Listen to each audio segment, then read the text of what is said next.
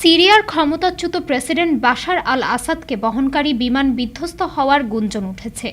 বার্তা সংস্থা রয়টার্স বলছে, আসাদের বিমান দামেস্ক আন্তর্জাতিক বিমানবন্দর থেকে উড্ডয়নের কিছু সময় পর হঠাৎ দিক পরিবর্তন করে।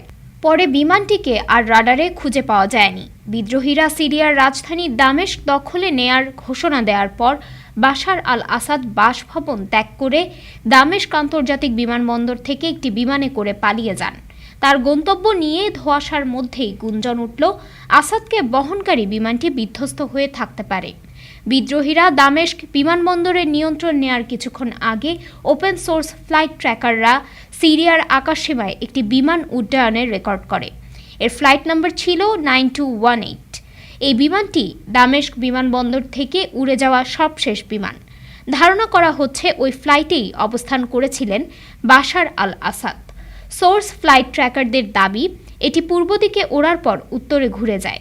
কিছু সময় পর বিমানটি হোমস শহর প্রদক্ষিণ করার সঙ্গে সঙ্গে রাডার থেকে এর সংকেত অদৃশ্য হয়ে যায়। দুই সিরীয় সরকারি কর্মকর্তার বরাত দিয়ে বার্তা সংস্থা রয়টার্স জানায়, আসাদকে বহনকারী বিমানটি বিধ্বস্ত হয়ে থাকতে পারে। তবে কেউ কেউ বলছেন, বিদ্রোহীরা হামলা চালাতে পারে এমন আশঙ্কায় ফ্লাইট পথ ও অবস্থান গোপন রাখতে ট্রান্সপন্ডার বন্ধ করে পালিয়েছেন বাশার আল আসাদ। ডেস্ক রিপোর্ট, আজ বার্তা, ঢাকা।